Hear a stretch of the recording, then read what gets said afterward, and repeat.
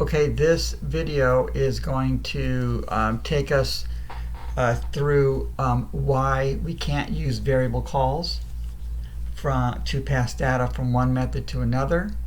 We're going to talk about the scope of a variable, and we're going to talk about local variables. So there's some terminology that we're going to introduce, and we're going to need to take some notes. And so what I need you to do now is I'm going to give you notes in two parts.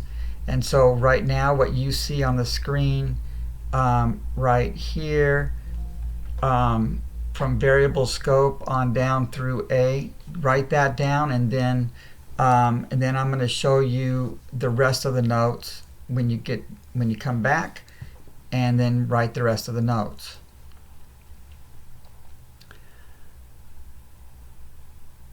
Okay, so now you've already should have written from variable scope down here through 1A, and now the rest of the notes that you'll need before we explain all this is going to be here from B all the way to the end. So write all that down and then come back, and we're going to explain this so you can hopefully understand what's going on here. Okay, so what you should have is these notes written down, and so now we're going to look at what's happening here. So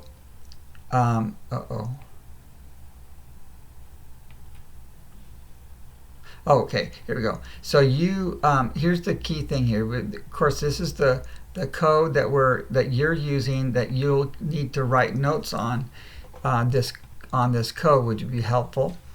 So the key thing right here, first of all, is that you cannot pass data from one method to another using a variable call. And so I'm going to demonstrate that here. So here is the variable called num_eaten, and so it, of course, has the value of 5. So I'm just going to go num_eaten just for short case here, because I don't have time to do all this. So it's storing a 5. Now let's just what happens then is, let's say that we, instead of doing this and doing this, we try to call this variable num_eaten, try to call this variable in here. And that's what some of you have tried to do, even though we talked about this, the method call and all that kind of stuff, and being passed. But let's take a look at what happens if you try to do that. This is what you would have seen when you tried this. So if we go compile, you're going to get an error message, and the error message is going to say cannot find symbol, and it is pointing directly at num_eaten, and it's on line 13. So it's right in here, and it's saying that it can't find the symbol.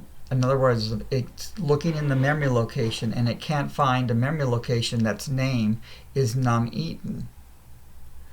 And so you're thinking, well, wait a second, num_eaten is right here. It's been declared, so what's the problem? And it even has a value in it. So why can't I call that variable? And so the idea is this. The reason why you can't is because you can't call a variable that has been declared in another block of code.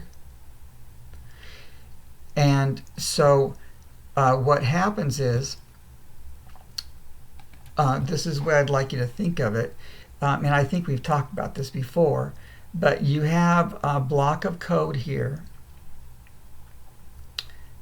Think of this as a room, and so what I would say when we're at school is I would go, okay, Mrs. Wyman's room is one room, and we are another room, and let's pretend that you cannot see through those partitions. Let's say they're all solid.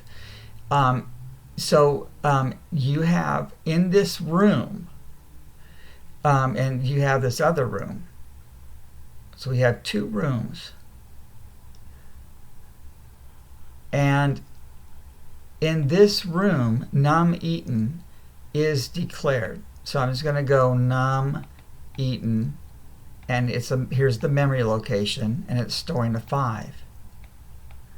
Now, if Mrs. Wyman is playing a YouTube video on her whiteboard in her room, we can't see it from our room. We can't see it because the walls going around her room.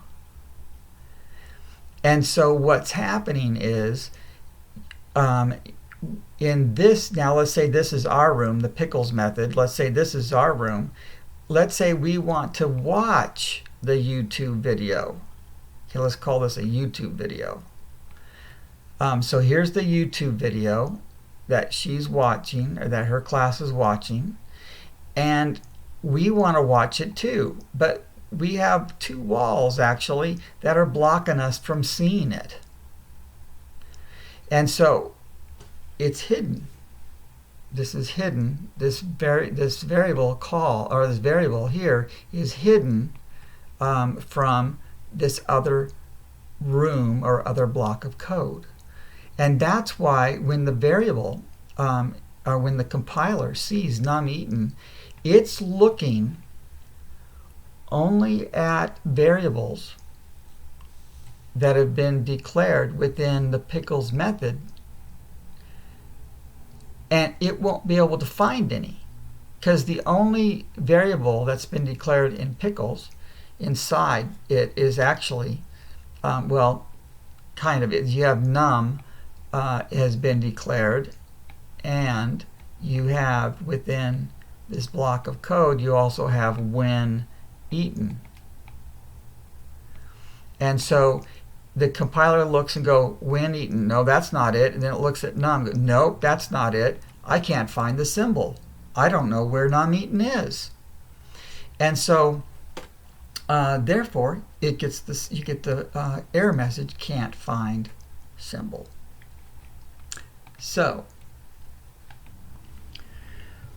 what we say then is that as it says down here, num eaten in line 9 up here. Sorry, I should have matched these numbers with the actual codes. But so in line 9 here, where we have num eaten, if we had num eaten here instead, num eaten in line 9 would be called out of scope of num eaten in line 3. So what we want to do is look at scope. Scope of a variable refers to the part of the program that can access or see the variable. The scope goes from the declaration of the variable to the closing brace of its block of code. And so when we're talking about num eaten is declared in line 6. So its scope starts on line 6 and it goes to line 7, and then it stops at line 8. So this blue here, this is the scope. This is the part of the program that can access this memory location called num eaten. This is the scope. Remember, scope means to see. Microscope is you see small things. Telescope, you see things far away.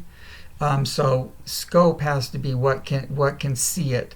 And so these 3 lines of code can see num eaten. Everything else in the program is out of scope. It doesn't have access. It cannot see that variable. And that's why you can't call it, because it can't be seen by the compiler from that point of view. And so the scope of num eaten goes from line 3 to line 5 up here. So sorry, I should have done this better, but so 3, 4, and 5. the scope of num in line 6 goes from line 6, it goes 7, 8, 9, and 10. All right, so that's scope of num. The scope of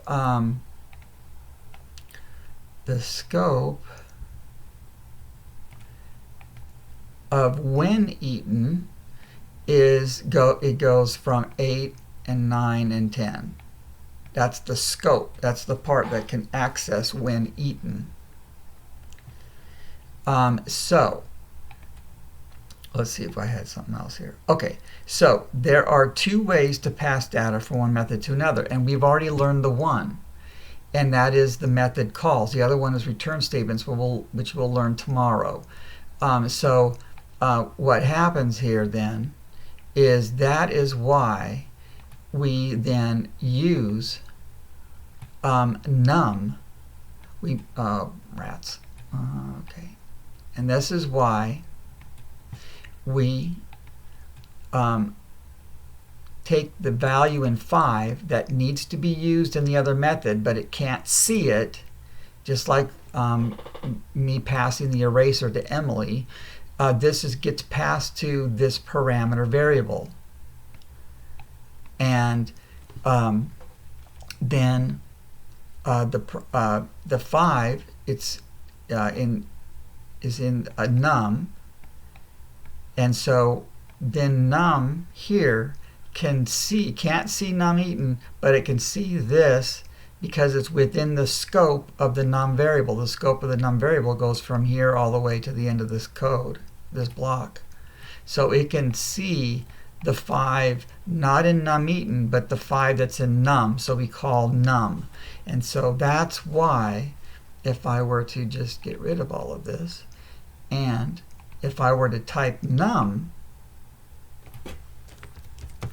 then when I compile it, I should not have any issues. And then when I run it, then if it'll say I ate 5 pickles, where did it get the 5 from? It didn't get it from num eaten. It got it from num because that 5 was passed to that parameter variable, and the parameter variable gave us access then that we can now call that parameter variable and use that 5. So that's how that goes so far.